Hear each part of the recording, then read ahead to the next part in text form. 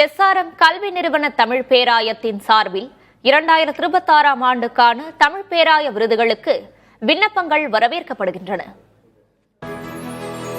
SRM அறிவியல் மற்றும் தொழில்நுட்ப கல்வி நிறுவனத்தின் தமிழ் பேராயம் 2012ஆம் ஆண்டு முதல் சிறந்த தமிழ் நூல்கள், தமிழறிஞர்கள் மற்றும் சீரிய தமிழ் பணியாற்றும் தமிழ் இதழ்கள் மற்றும் தமிழ் சங்கங்கள் பயன்பெறும் விதத்தில் தமிழ் பேராய விருதுகளை வழங்கி வருகிறது. இந்த ஆண்டும் இதற்கான விண்ணப்பங்கள் வரவேற்கப்படுவதாக தெரிவிக்கப்பட்டுள்ளது.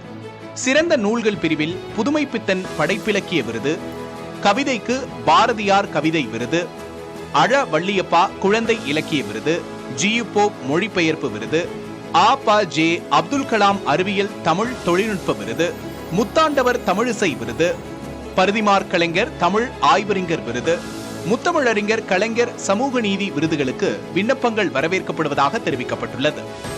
இந்த விருதுகளுக்கு தலா 1 லட்சம் ரூபாய் பரிசு தொகையாக வழங்கப்படும். இந்த விருதுகளுக்கு உரிய நூல்கள் 2023, 2024, 2025ஆம் ஆண்டுகளில் முதல் பதிப்பாக வெளிவந்திருக்க வேண்டும்.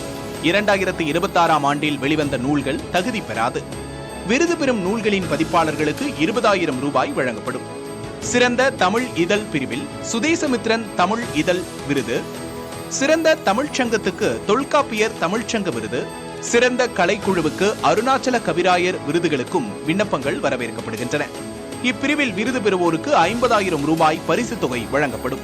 சிறந்த தமிழறிஞர் பிரிவில் பாரிவேந்தர் பைந்தமிழ் விருது தமிழ் பேரறிஞர் வாழ்நாள் சாதனையாளருக்கு வழங்கப்படும். இந்த விருதாளருக்கு 3 லட்சம் ரூபாய் பரிசு தொகை வழங்கப்படும். இந்த விருதுக்கு விண்ணப்பிக்கப்படும் தமிழறிஞர்களின் தமிழ் பணிகள், பெற்ற பட்டங்கள், எழுதிய நூல்களின் பட்டியல் போன்றவற்றை உள்ளடக்கிய முழு தகவல்களை விண்ணப்ப கடிதத்தோடு அனுப்ப வேண்டும். விருதுகளுக்கான விண்ணப்பங்கள் வந்து சேர வேண்டிய கடைசி நாள் ஜூன் மாதம் 10ஆம் தேதியாகும். காட்டாங்குளத்தூரில் உள்ள எஸ்ஆர்எம் அறிவியல் மற்றும் தொழில்நுட்ப கல்வி நிறுவனத்தில் உள்ள தமிழ் பேராய தலைவரை குறிப்பிட்டு விண்ணப்பங்களை அனுப்ப வேண்டும். www.srmist.edu.in தமிழ் பேராயம் என்ற இணையதள முகவரியில் தொடர்பு கொள்ளலாம்.